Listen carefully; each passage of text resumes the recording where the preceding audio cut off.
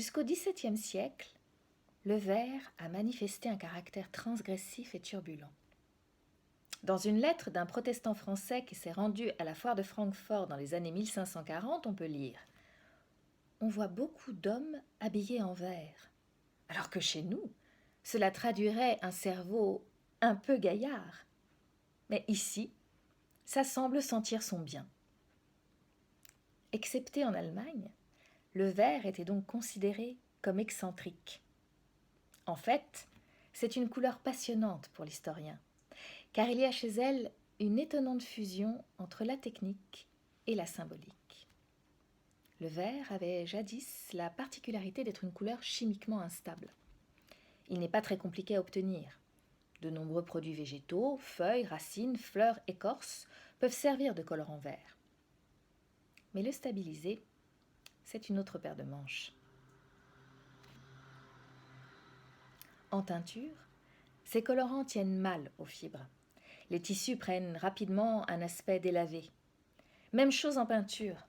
Les matières végétales, que ce soit l'aulne, le bouleau, le poireau ou même l'épinard, s'usent à la lumière. Et les matières artificielles, par exemple le vert de gris, qui s'obtient en oxydant du cuivre avec du vinaigre, de l'urine ou du tartre, bien que donnant de beaux tons intenses et lumineux, sont corrosives. Le verre fabriqué de cette manière est un véritable poison. En allemand, on parle de Giftgrün, vert poison. Jusqu'à une période relativement récente, les photographies en couleur étaient elles aussi concernées par ce caractère très volatile du verre. Regardez les instantanés des années 60. Quand les couleurs sont passées, c'est toujours le vert qui s'est effacé en premier. Conclusion, quelle que soit la technique, le verre est instable, parfois dangereux. Couleur instable, elle est devenue la couleur de l'instabilité. La symbolique du verre s'est presque entièrement organisée autour de cette notion. Il représente tout ce qui bouge, change, varie. Le vert est la couleur du hasard, du jeu, du destin, du sort, de la chance. Dans le monde féodal, c'est sur un pré vert que l'on s'affrontait en duel judiciaire. Les jongleurs, les bouffons s'habillaient de vert, de même que les jeunes et les amoureux qui ont, comme on sait, un caractère changeant. Dès le XVIe siècle, dans les casinos de Venise, on jette les cartes sur des tapis verts, d'où l'expression « langue verte », l'argot des joueurs. Et au XVIIe siècle, c'est aussi sur des tables vertes que l'on joue à la cour. Partout, on place son argent, ses cartes ou ses jetons sur de la couleur verte. C'est encore le cas aujourd'hui. Les tables des conseils d'administration où se décide le destin des entreprises sont vertes. Les terrains de sport également, et pas seulement parce qu'il s'agit de pelouse. Regardez la plupart des cours de tennis en dur et les tables de ping-pong. Vert, couleur de la chance donc, et pas seulement de l'espérance.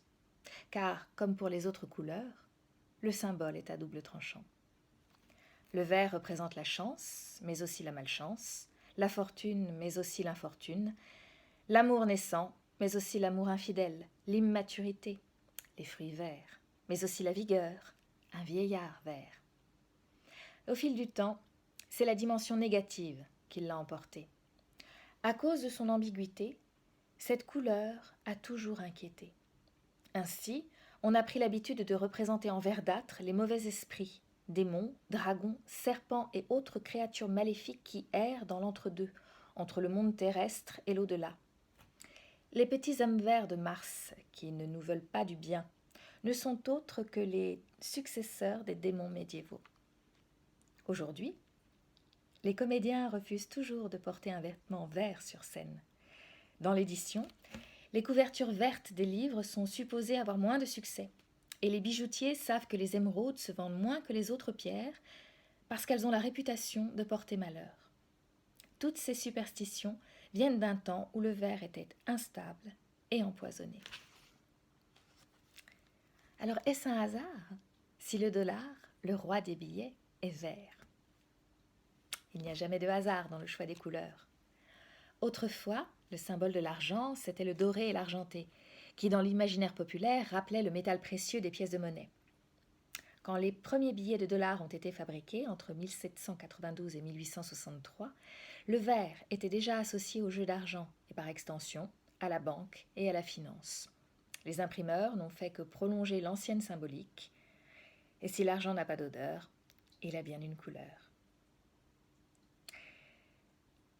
On peut considérer cette instabilité du vert au fait qu'il est une couleur un peu entre deux, le fruit du mélange du bleu et du jaune.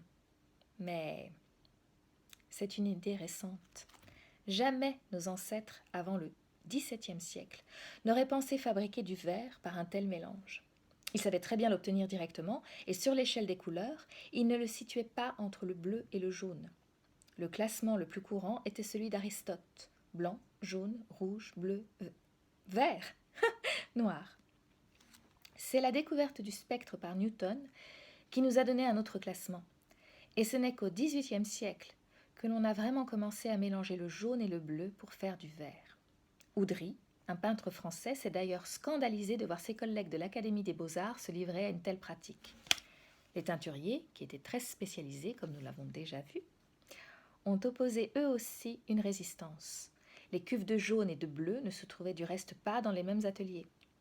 Ils ont quand même fini par en venir au mélange en utilisant l'indigo américain importé massivement au XVIIIe siècle. Une fois encore, la géopolitique a joué un rôle dans cette histoire. De fait, une couleur qui résultait d'un mélange n'avait pas la même valeur que les autres. C'est ce que les chimistes du XVIIIe siècle ont prétendu. Ils ont avancé une théorie pseudo-scientifique définissant des couleurs primaires, jaune, bleu, rouge, et des couleurs complémentaires, vert, violet, orange.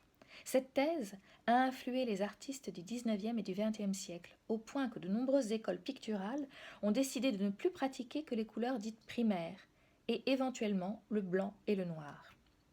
Le mouvement du design, notamment celui du Bauhaus, qui souhaitait mettre en harmonie la couleur et la fonction des objets, a cru naïvement à cette vérité scientifique et a parlé de couleurs pures et de couleurs impures, de chaudes et de froides, de statique et de dynamique.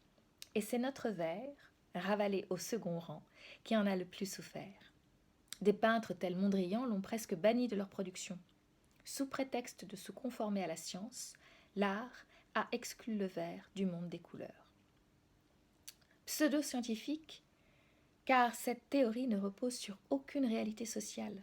Elle nie tous les systèmes de valeurs et de symboles qui se sont attachés à la couleur depuis des siècles et refuse d'admettre que celle-ci est d'abord un phénomène essentiellement culturel.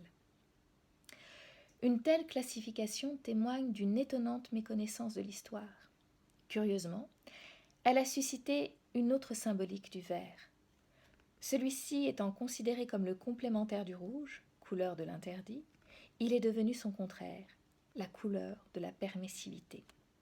Cette idée s'est imposée à partir des années 1800, quand on a inventé une signalétique internationale pour les bateaux, puis a été reprise plus tard pour les trains et les voitures. Aujourd'hui, notre société urbaine en quête de chlorophylle en a fait un symbole de liberté, de jeunesse, de santé, qui aurait été incompréhensible pour un Européen de l'Antiquité, du Moyen-Âge et même de la Renaissance, car pour eux, le vert n'avait rien à voir avec la nature. Nos esprits modernes ont du mal à le comprendre, mais jusqu'au XVIIIe siècle, la nature était surtout définie par les 4 éléments, le feu, l'air, l'eau, la terre. Seul le vocabulaire suggérait une relation entre le vert et la végétation. Le mot latin viridis associe l'énergie, la virilité, vir, et la sève. Mais dans nombre de langues anciennes, on confond le vert, le bleu et le gris en un même terme, la couleur de la mer en somme. C'est encore le cas en breton moderne, avec le mot glace. C'est peut-être l'islam primitif qui, le premier, a associé vert et nature. À l'époque de Mahomet, tout endroit verdoyant était synonyme d'oasis, de paradis. On dit que le prophète lui-même aimait porter un turban et un étendard vert. Cette couleur est devenue emblématique dans le monde musulman. En Occident, l'association du vert et de la nature est en revanche plus tardive. Elle remonte à l'époque romantique. Par la suite, Dans la seconde moitié du XIXe siècle, au moment où certains commerces urbains se dotent de signes de reconnaissance, les apothicaires, dont la pharmacopée est à base de plantes, ont choisi ce vert végétal pour leur croix. Et tout ce qui est vert est maintenant présenté comme un gage de fraîcheur et de naturel. Le vert de la végétation est devenu celui de l'écologie et de la propreté. À Paris, les poubelles, les bennes à ordures et même les vêtements des éboueurs sont de cette couleur. Le vert est devenu le symbole de la lutte contre l'immondice, la plus hygiénique des couleurs contemporaines avec le blanc. Et nous avons maintenant des espaces verts et des classes vertes. On constate aussi depuis une quinzaine d'années une vraie frénésie de vert dans les logos et les armoiries des villages, des villes, des régions et des clubs de football. Les emblèmes des premiers clubs sportifs à la fin du XIXe siècle étaient essentiellement noirs, rouges et blancs. Puis les couleurs ont évolué. Blanc et rouge, blanc et noir, blanc et bleu. En football, le jaune, Nantes, et le vert, Saint-Étienne, sont plus récents et nous viennent probablement de l'engouement pour les équipes d'Amérique du Sud. Dans les enquêtes d'opinion, le vert vient en deuxième position des couleurs préférées, après le bleu.